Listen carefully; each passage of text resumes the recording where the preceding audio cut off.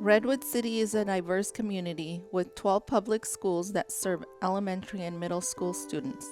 While many in the Redwood City School District qualify for free and reduced price meals and are English language learners, 3 schools surpass the rest.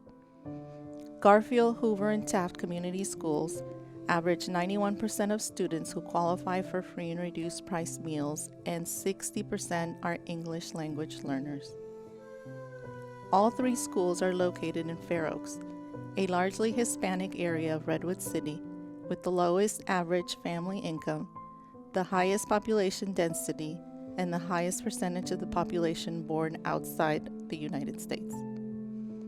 In an effort to mitigate the inequities in our community's education system, the Redwood City Education Foundation strives to increase the academic performance of underserved students by addressing students' social, emotional resilience and mental health. The work of the foundation has become more necessary in the wake of the COVID-19 pandemic. On March 13, 2020, students had their last day of in-person learning for the 2020 school year. At the time, our community believed it would be a 2-week extended spring break. In reality, it was the last time many students would set foot on campus for over 390 days. So Garfield had a pretty close-knit community. We had a variety of family structures and households, hardworking families that were bringing their kids to school on a daily basis. So they have lots of needs.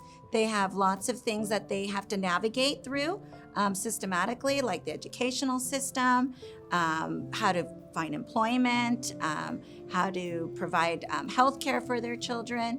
And so they're really a community that wants to do right by their kids, but really has some challenges with the language barrier and just being familiar with life in the United States. Pues mi vida antes de la pandemia era, pues para mí puedo decirles que era un éxito, ¿no? Porque pues yo tenía un trabajo estable donde yo trabajaba los 6 días y yo pues ganaba lo suficiente para estar manteniendo a mi familia y a mi niño que anda conmigo, porque igual él anda conmigo y pues él a quién le puede pedir si no me pide a mí. Entonces yo sentía de que la vida antes de la pandemia para mí era todo un éxito. Mi nombre es Flor, soy de Guadalajara, Jalisco. Tengo 2 niños, un niño de 7 años que asiste a la escuela Hoover y una niña de 3 años que apenas empezó el preescolar. Igual ama de casa, mamá de un niño, pero también tenía otras actividades como llevarlo a béisbol, y a mi hija la llevaba a la biblioteca, todavía no asistía al preescolar, y estaba en un programa que se llama Early Head Start. Tenían visitas al hogar, lo cual iban una vez a la semana, y los viernes socializaban con otros niños. So when the pandemic first started back in March, lots of things started to unfold. Families were losing their job, which meant that there was a real sense of stress and anxiety around how will I provide a roof over my children's head, food for my children, a safe place for them when I don't have the means, I don't have consistent income coming in.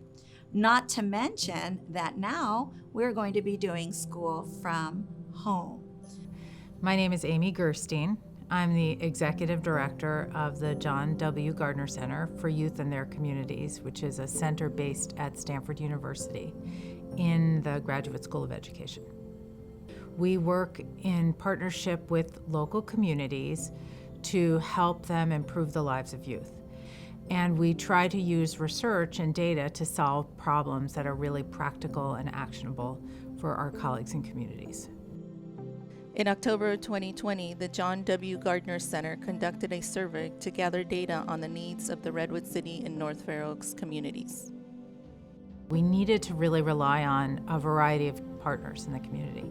And there were over 25 organizations that helped us administer this survey. We sent out texts and emails and through many different local community-based organizations, the city, the school districts, and so on, as a way of reaching as many members of the community as we could.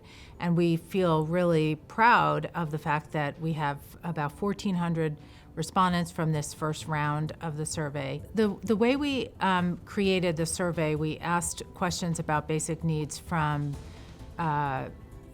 such things as food and health care and the access to technology, a whole variety of resources that we were wondering how people in the community were experiencing it.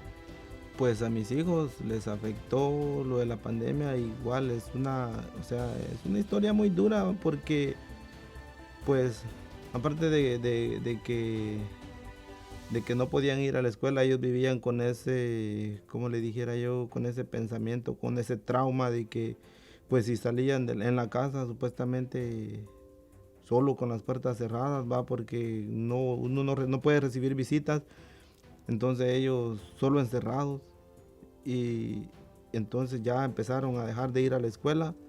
What we're finding is that the students are not able to open up and feel comfortable getting that type of support online, like through a video chat or a Zoom call. It just doesn't feel the same to be in someone's space, in an office, in person, versus being in a room where possibly other adults are there, possibly other things are happening, cooking is happening, TV is happening, playing is happening. 1/3 of families lacked access to a private place to work or study last spring. If you combine that with the housing insecurity and the fact that we know families are doubling up and tripling up, it becomes harder and harder to have ample space to do your work, whether it's homework and schoolwork or a job. There's just not enough space. La manera en que fue afectada el aprendizaje de mis hijos durante esta pandemia fue muy fuerte, muy difícil para mí y para mi hijo. Él sufre de déficit de atención, entonces ahí él tenía una persona que lo asistía o lo redirigía. Yo tuve que aprender junto con él. Mi hija empezó a dejar de hablar, le afectó bastante. Ella está acostumbrada a salir y va a recibir terapias de lenguaje por eso. Y fue muy frustrante, la verdad, porque tenía que ponerle toda la atención al niño más grande para asistirlo en las clases y la más pequeña pues la tenía que dejar un poquito de lado.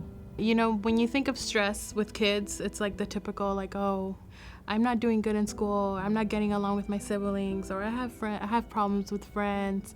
The typical normal social emotional, social relational, some family stress.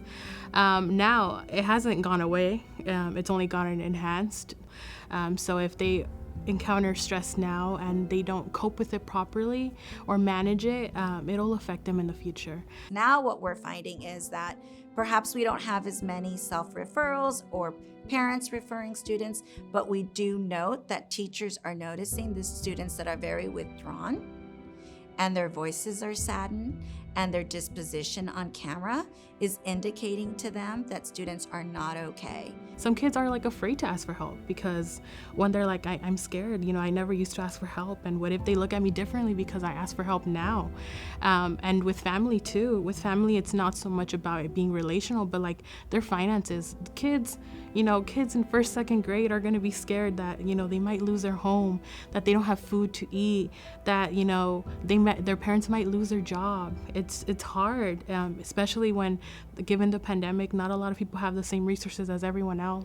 And I know for many, even just the fear of COVID itself has created a lot of anxiety. Just this idea of there is something that is happening in the world that can cause people to get ill, and that it's possible for when people are having this illness, they can die.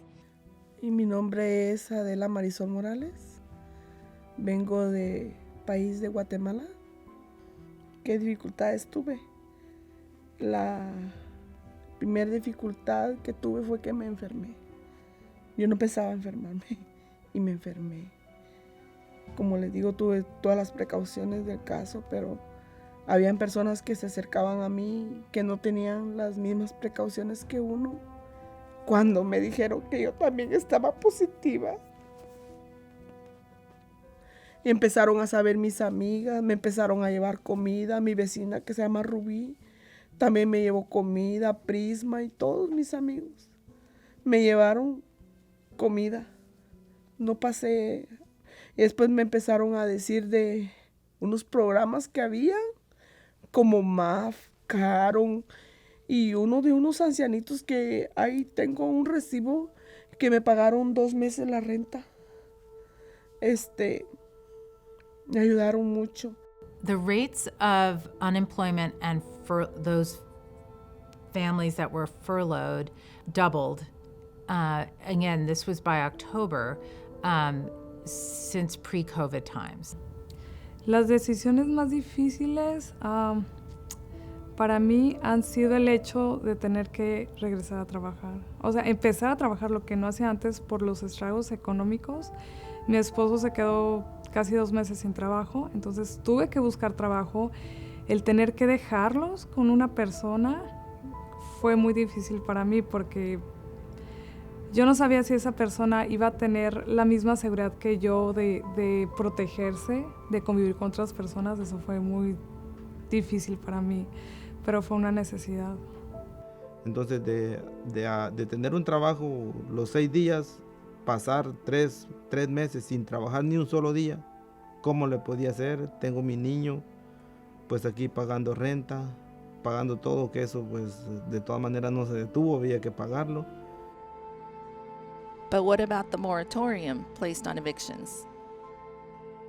So about 45% of the respondents were renters. Of those renters, a large percentage of them had been threatened with eviction, despite the fact that there had been a moratorium placed on evictions from the beginning of the pandemic. And again, a large majority of people who were renting had not paid all of their rent, were not able to pay all of their rent, and feared eviction. They also were not able to pay all of their utility bills, and so on. So these concerns relative to housing insecurity were really significant, and again, much higher than pre-COVID. Pero lo que sí más me costaba era con lo de la renta, porque como no tenía ni trabajaba, entonces pues mis hermanos un tiempo me prestaba uno y ahí otro y así. Pero igual ahí estoy todavía con ellos, pues de que no puedo decir de que ya salí porque, o sea, les debo, pero yo la ventaja con ellos de que como ellos no me presionan con el dinero. 25% of our respondents to the survey responded to it in Spanish. We know that for those families that responded in Spanish, they had a disproportionately difficult time with having sufficient space, sufficient support, and sufficient technology in order to do their work. Spanish responders were 6 times as likely to be food insecure and 2 times as likely to be housing insecure than English responses. Desde que empezó eso, a él le dieron una computadora y a él empezó a estudiar por medio de computadora. Para el principio, pues solo me dieron la computadora, pero no me dieron el aparatito para lo del internet. Entonces, pues de por gusto la tenía porque no podía estudiar. Y la señora que me lo cuidaba, pues ella sí tenía, pero yo no podía pagar para que me lo cuidaran porque no estaba trabajando. Y entonces, ¿cómo iba a pagar? Me llamaban de aquí, me decían que por qué no estaba estudiando. Entonces yo le decía que no estaba estudiando porque no había cómo. O sea, me habían dado la computadora, pero nunca me dieron el wifi para que él pudiera conectarse y todo eso. Entonces igual me empezaron a meter presión de que yo tenía que ver cómo hacía. Yo sin dinero yo no podía ir y pagar a alguien para que... O sea, prácticamente no podía. Ya luego pues me volvieron a llamar. Y pues si la señora que me lo cuida, pues ella me estuvo ayudando. Ella me estuvo ayudando porque ella me decía, mandámelo para acá y yo no te voy a cobrar. Yo no te voy a cobrar nada, solo mandámelo para que él estudie. Como ella tiene wifi, entonces me decía, mandámelo. Si él tiene su computadora, mandámelo y aquí yo le doy wifi para que él haga sus tareas y todo. mental health has been an area that we've been focusing on for years because our families do experience a lot of trauma. Our families also are sometimes reluctant to seek out mental health. And in the past, we've always had full caseloads for all of our mental health providers at Garfield. While rates of depression in children skyrocketed, twice as many families were unable to pursue mental health care due to financial reasons.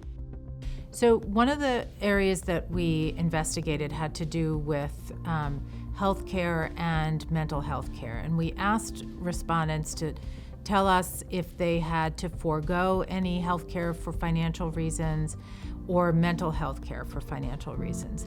And the rates for mental health care were double those of health care. That is to say, twice as many families described being unable to pursue mental health care during this time. And that's of particular concern given that we have been learning, especially from children, that rates of depression and anxiety have really skyrocketed.